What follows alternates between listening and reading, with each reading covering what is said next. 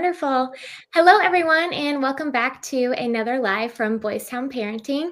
My name is Gabby, joined here today with Bridget Barnes, our parenting expert, as well as two incredible special guests who are both authors from the Boys Town Press. And we are going to be talking all about how to support your autistic child, as April is Autism Awareness Month.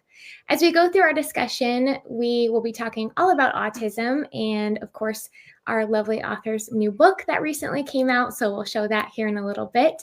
And make sure you like this video. And of course, if you have any questions for us as we go through our discussion, you can leave them in the comments below.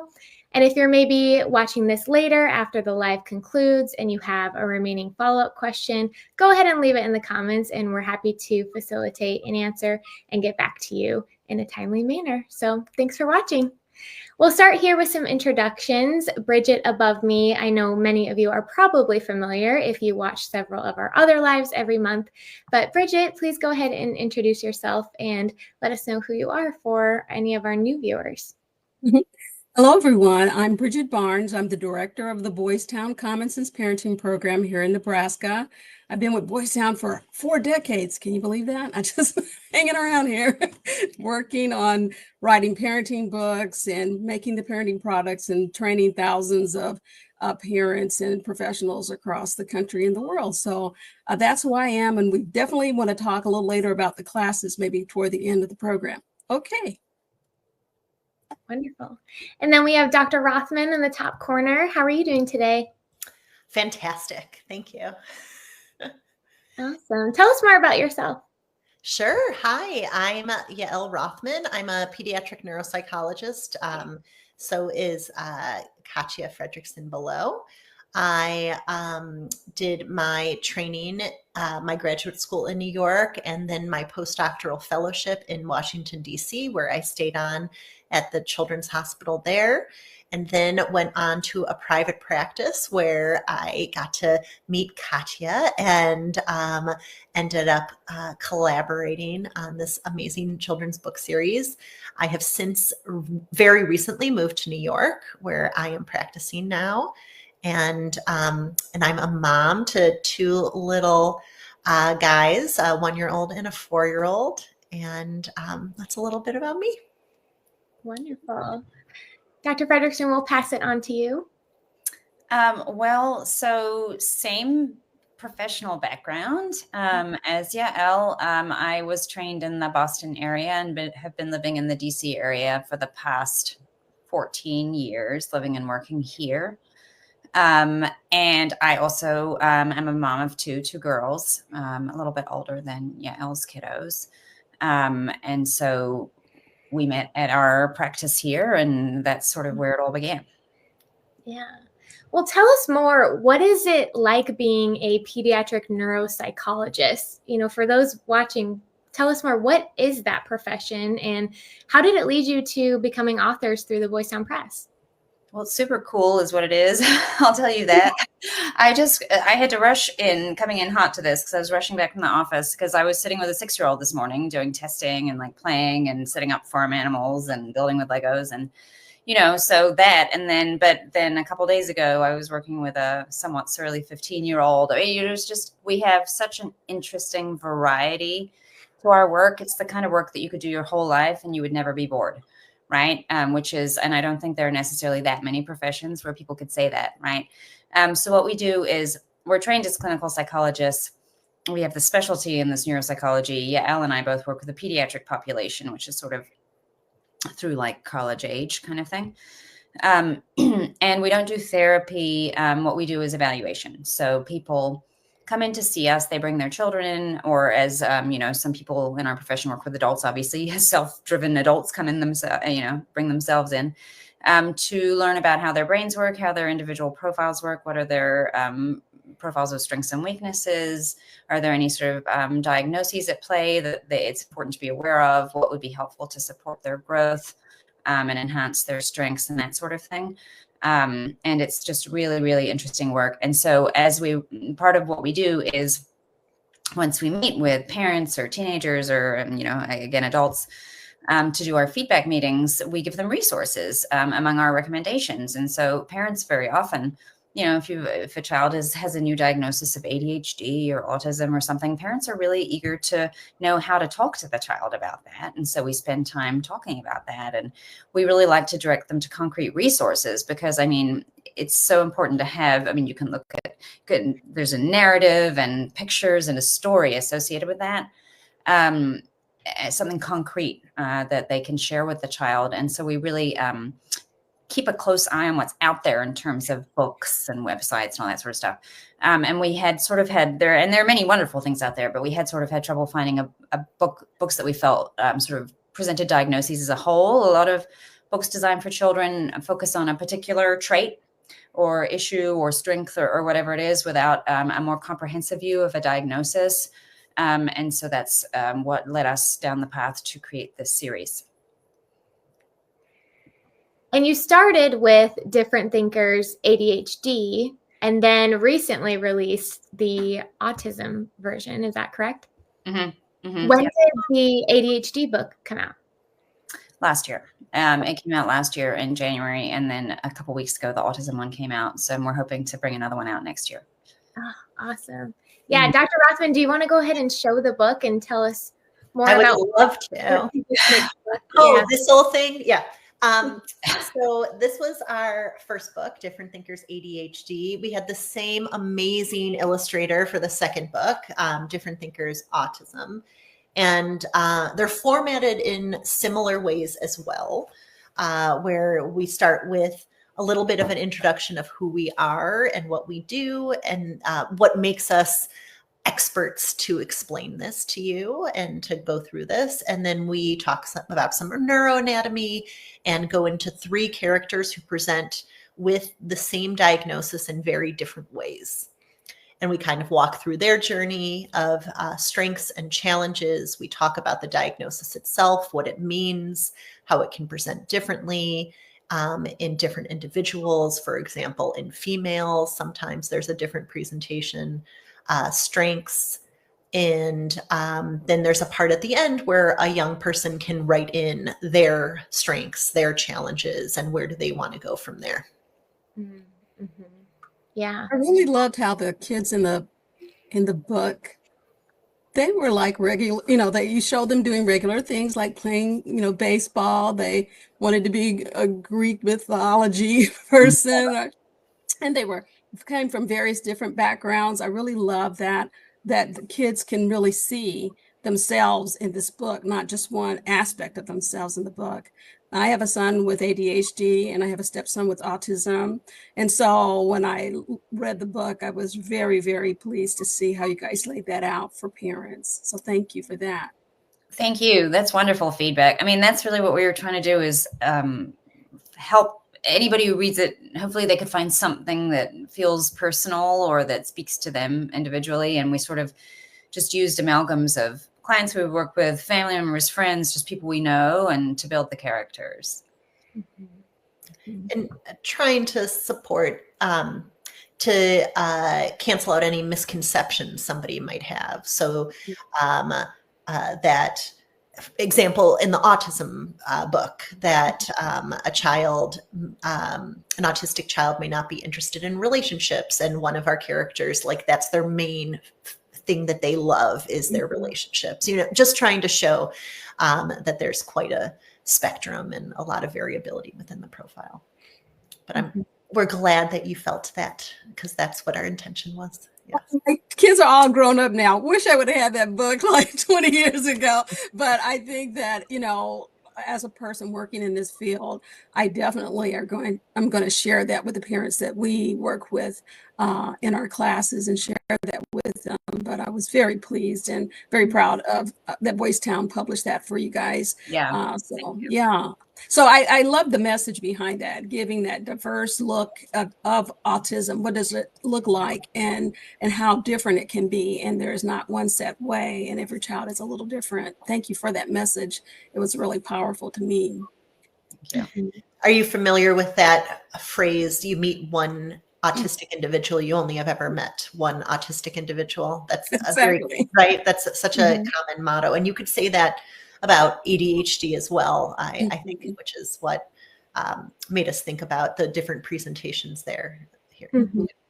Well, you kept it really simple that I think even parents can get next to the message that you were giving and be able to explain it to their children. And it gives them a place to have those kind of conversations about their feelings and frustrations or feeling labeled in some way. So I love that that gives parents that opportunity to have that conversation with their kids. Yeah, definitely. And maybe for those parents watching who have a child that has recently been diagnosed with autism, how could they use the book when presenting that diagnosis to their child or talking about it with them? So we are very passionate about children hearing about how they think and learn, understanding their brain and empowering them so they can become their own best self-advocates, right? So using this book can be a very excellent part of the process. So let's say the diagnosis was just given. Was that information shared by that provider to the child? I'd find out yes or no, and then kind of go into what are the next steps. So, oh, you know how we just had this assessment and we talked to Dr. So-and-so. I have a great resource that was recommended. Let's go through it together. And you would read it together. It's meant to be interactive. There are questions at the end, like, does this ever happen to you? And trying to engage the child. And I've had kids without diagnosis who read it and still are like, no, it doesn't happen to me, but it happens to so-and-so in class. And then you have a conversation there. Or I had one child that said, no, but it happens to my mom. And like, we had a great conversation with that as well, which was really great. So, and then you can engage them in the workbook piece as well. Definitely. Making it interactive is huge. And we've talked about that a lot on several of our parenting lives of, you know, kids don't like to be sat down and talked to, but talked with and engaged with. And so that is awesome that has it at the end. I think that's a really helpful piece it's now yours. You made it your own because you can write in it. And we don't always get to write in our books, right? As kids, like we want to maybe sometimes and we don't get to. And it's a workbook at the end where you make it individualized and it can be a great discussion. I think, Katia, I remember one parent telling us that their child was sharing some recommendations, like things that they would like to happen or goals that the parent had never heard before until they engaged in this conversation, which was really cool to hear about. Yeah. Well, you said earlier that relationships is one of the misconceptions that an autistic child may face or the family may face from outside factors, but what are some other misconceptions that parents should know about? Well, one thing, you know, that Yael alluded to previously was the whole idea of guess what, if you've met one person with X, congratulations, you've met one person with X, right? I mean, so sometimes people feel that they know exactly what they should expect when they hear a particular diagnosis. ADHD, autism, depression, whatever it is, they have a picture in their mind of what that is, and they sort of assume that's what you mean. But of course, it's very different in different people, and our understanding has just matured and become so much more sophisticated over the past few decades as we learn more about how, for example, females may present differently than males, how kids who you know, are brighter and don't have language or cognitive impairment may present differently from those who did. Just there's such a variability. And so that's one misconception is that, oh, I know what that means. I know what autism, or I don't, and maybe so if you've met one person who presents like that, then you do know how that one person does present, but it's really not something that you can sort of paint in broad stripes across other people, right? And so when we introduce a diagnosis to families, we just have to do some psychoeducation and sort of, if necessary, update their understanding of, when we were kids, sort of this was what was the conception, but these days, like there's this greater understanding of XYZ kind of thing, right? So that's one big one, I think, that we address. Well, what I think I hear you saying is like autism is a spectrum of intellectual abilities. You cannot, say this one kid is like every other kid. But would you say, Katia, that most kids, autistic kids, struggle with social skills and generalizing in different situations or not?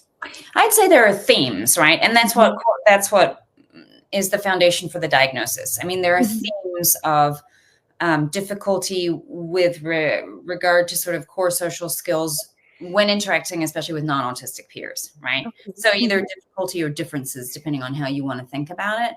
And there will be some sort of inflexibility. Oftentimes there'll be some sort of sensory piece, but you know, the sort of the red flag sort of things that people think of, like certain repetitive behaviors or unusual interests, or we may or may not see those things, and that doesn't mean it's not autism, right? I guess is what I'm thinking of. Like I was talking to a adult today, actually, who shared with me like, oh, that child can't be autistic. Their eye contact is appropriate. And I said, oh, actually, like, that's interesting.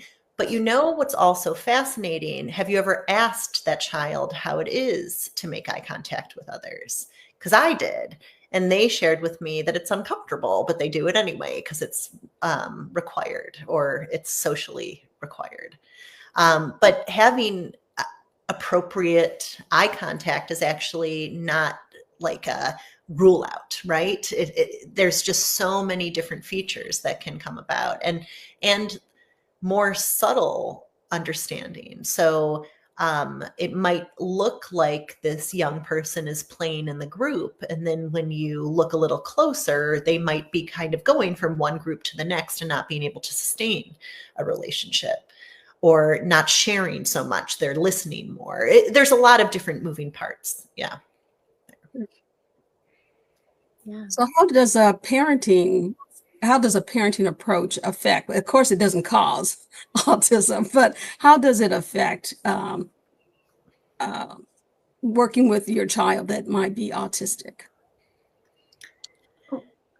Well, it'll be, I mean, as with everything else, there's no single right answer, right? It's going to be very individualized. So, for example, if your autistic child is highly sensory seeking, for example, then you may want to set up a space in your home where, you know, your child can, you know, there's a trampoline, there are punching bags, there's a climbing wall, whatever it is, where I had a kid who just loved, she told me about how in their basement they had this like giant bean bag, and she would just run and like throw herself in the bean bag for like half an hour, and that was her thing. Do you know what I mean? So for a kid with whom you see that sort of thing, maybe you'd set something up like that in your house, and that is really going to help that person self-regulate, right?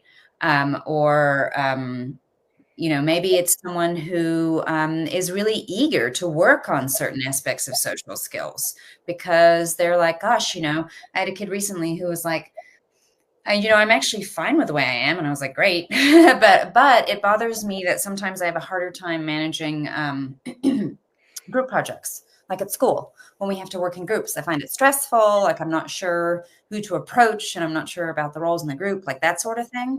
So if you have a child who is describing some distress related to something where maybe there are some skills that could be taught around, or there's some, you could request the school offer some additional structure around those sorts of learning opportunities, right? So there are really lots of different things, and it'll depend so much on the individual. I think structure and routine and consistency can be something that often is helpful for individuals, many children out there. That could be in the form of visual schedules, a family calendar, knowing what's coming next, and giving warnings for changes can be a helpful experience for many. Was one thing that came to my mind in supporting your child. I was also thinking for like a younger child, if the child does want a play date and does want relationships, but is struggling because of rigidity or compromise on those play dates and relationships, you can also think about how to structure a play date, make it short. So you have an agenda for the play date. Okay, so your friend's going to come over. What do you think we should play with first? Okay, how about if they're not so interested in that? Okay, cool. So we have a few options there, and then we'll have a snack, and then they're going to go home. And then, so you make it short, structured, so it ends in a good way. Like, you know exactly what's going to happen. It's short, and it's a positive experience for everybody. Yeah, a girlfriend of mine, we got together and she's a specialist in this area and she was working with autistic children. And so I went with her and we would take them, they would have a friend group and we would take them to the park and we would structure everything. We really had to, all of them kind of interacted differently, but they just were so happy to be around other kids and to play and to be kids for a few moments. But we had to have it really structured so they could get through it. So I agree with you on that, Dr. Rothman, that structure is important, but giving them the freedom to play the way that they feel comfortable playing was also good, and giving them the, the space to do that. So I wish I would have had your book then. That would have been great for me. That access, I mean, the outdoors, nature, that's always, I mean, physical activity, like for any kid, right, is such an important component to regularly have access to. Definitely. Yeah. With some of these things that we've been talking about, I'm curious to know if a child is diagnosed with autism at a younger age and say, we said, for example, I can make eye contact, but it's rather difficult. I don't really like doing it. Can that change as they grow, and maybe later on that might not be so much of a struggle, but then something else that previously wasn't is now a struggle? Like, do you notice that from your clinical experience and with parenting as well?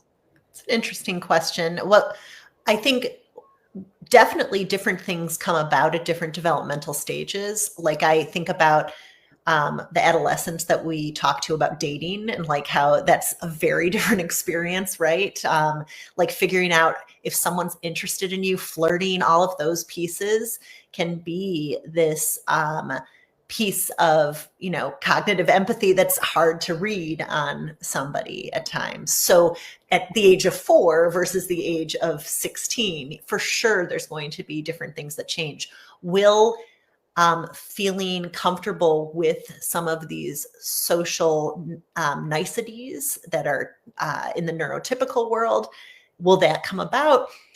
I would say that some individuals would say no, but they learn how to camouflage, like they learn how to get by, and that can be helpful and not so helpful sometimes if you're always masking and camouflaging. But Katia, what would you say there? I was just going to piggyback on what you were saying and say that's part of why it's so important to take a really thorough history, because parents may tell you, for example, oh, the teenage daughter, oh, she's great with XYZ socially. And then as you sort of go through the history, you learn that there was a lot of social coaching that went into that. There was a lot of sort of practice that was needed. And do you know what I mean? As opposed to someone who just intuitively did those things without the need for support. So it's just so important to really dig deep into the history and not just rely too much on what the presentation is right now. Yeah, I think about some young adults or even older adults, autistic adults, who present in a way where you would think they're socially comfortable. And then you ask questions and they're like, yeah, I read a book that said I should smile in these business situations. So I do that. Like, that's why it's not something I'm interested in doing, but I know that is something that you want from me. I just had a dad tell me that the other day. I was doing an intake with the dad and the mom about the daughter who's going to be coming in, and he was talking about social sort of things that have been uncomfortable for him. And he was the CEO of some big company and had to do all these like sort of presentations and stuff. And the wife was like, but you were so comfortable doing the presentations. And he's like, that took a lot of training and a lot of effort. And that was really anxiety provoking for me, kind of thing. And she hadn't necessarily realized, because he had even masked it from his spouse. Yeah, definitely. Bridget, I'm curious to know, in your experience working with lots of parents from all over, what are some of their top concerns when a child is diagnosed, and what support is offered for them? Finding the supports that they can get to and they can afford, of course, are always concerns for parents. Another thing that they ask a lot about is how to create an environment in their own homes that could support their children with their unique needs so they can thrive. I mean, it's a scary thing for parents. I remember being in a car with my son with autism, and he was counting the poles. We were on the street, and he was counting the poles. And then we got up on the highway and there were no poles. And then it was all heck broke loose. And I learned, okay, I need to, he doesn't have language. So we played a game and the cards and we counted the cards. And when we got up on the highway, he still was focused on that. So we just used that because we didn't have you. So we did that. Today, of course, he's a grown man and he can be in a car, but I believe he's still uncomfortable with that, but he does his best to mask that and that kind of thing. So I think, it is different for every family, but yeah, how to get help, where to go is the big question, and how to create environments that help their kids thrive. What do you guys think? Yeah, I think that is access to services is going to vary so much by where you live and what's available in your area. And I think the range of providers who understand maybe the more subtle presentations of autism can be different from one provider to the next. So getting some good recommendations and referrals, we are evaluators, but not everyone needs to come to us to do a private evaluation. You can go to your pediatrician, developmental pediatrician, neurologist, psychiatrist. There's a lot of professionals that you can ask for support and help to direct you in your area to support you. And now that there's more access to virtual work, sometimes you can work with people that are not in your area, but can support the parent to work with the child as well. Because virtual work sometimes for young kids would be difficult often if there's not someone in the room with you, but they can work with the parent to help support the child. But I hear that. That's another reason why Katia and I, we started with, some social media presence to try to give evidence-based information to people there's just so much information out there that might not always be wonderful. And we wanted to, and people can't always we're not accessible to everyone ourselves. We wanted to give back and share some information out there too. Yeah. And another thing that we talk to families a lot about is school, of course. I mean, that's where their child spends such an enormous chunk of their lives. And sure. What sorts of supports might be required, interventions, what sort of environment, peer population stuff, expertise. It's, and of course it's going to vary so much depending on the child's individual needs, but that's a big chunk of the work we do is thinking of goals for education programs and that sort of thing. And of course, we are linking several resources below. We've got the book linked. We've got Boys Town parenting resources related to autism. So after this video, you can check all of those out and hopefully be one step closer to finding the support that you need. And with that, I do have my last question. It's kind of a loaded question, but I wanted to ask you all, during Autism Awareness Month, what is one takeaway that you would like our audience watching to get from this video? Well, it's so hard to think of just one. but It's a hard question. Yeah, you did warn it was a hard question.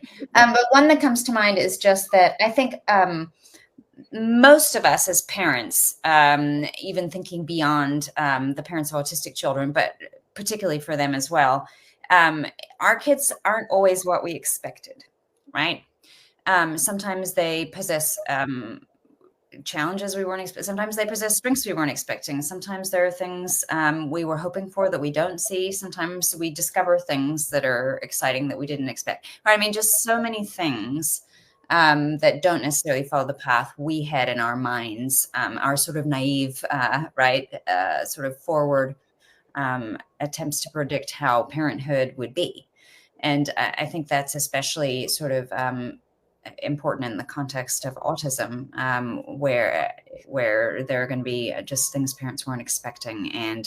But just because it's not expected doesn't mean it can't end up being a really wonderful thing, right? And so I think the first step when we talk about diagnosis is the fear of the unknown, right? Mm-hmm. And then as we sort of become more comfortable and we learn and we just figure out what things mean and maybe adjust our expectations to things that are different, but not necessarily any less good, right? Then we can sort of move forward with that, right? And so I know that's a little convoluted, but that's sort of what I would think about. And to go along with that, thinking, and our books both kind of have the same sentiment that neurodiversity, being a different thinker, can be such an exceptional and beautiful thing, right? There are things you see differently, which is what progresses our world forward, right? The different thinkers are who invent, create, art, science, all of these different things. So there's so many aspects that can be so helpful. And we also talk about, and that doesn't mean that there aren't challenges, because the world wasn't necessarily built for a different thinker, right? So that's where we come and support and accommodate and intervene to make you feel the best that you can in the world around you. I agree with both of those thoughts. I also think that parents need to know there's a place that you can go and people are here for you. Boys Town is a wonderful program called Common Sense Parenting that has parents who have children with autism, ADHD, all kinds of disorders, and parents who don't have anything on board, and they find common ground that their kids are kids. And if you need help, then we can get you that help with other Boys Town services, as well as outside of our Boys Town programs, through the Boys Town hotline or come to parenting.org. Get a book from the press, I think would be good as well. But whatever you do, know that you're not alone, that we're here for you, and that your child deserves to thrive and be who they are. Mm-hmm. It's lovely. It's a great bottom line, right? Mm-hmm. Yeah. I'm full of those, Katia. Thank you. All right. Well said. Well said. Well, thank you everyone for tuning in. Just as I mentioned, we will have the Different Thinkers Autism book linked in the comments and the description of this video, as well as our form to browse through our Common Sense parenting classes. You can enter your zip code. They're nationwide, so some of them are online, some are in person, and you can find one that's coming up near you because, as Bridget said, we're offering them all the time, and parents from all walks of life are welcome to join and learn something new and get the help you need. So thank you, ladies, so much for joining today. Thank you. Thank you for having us. Have a great one. Thanks, everybody. Bye.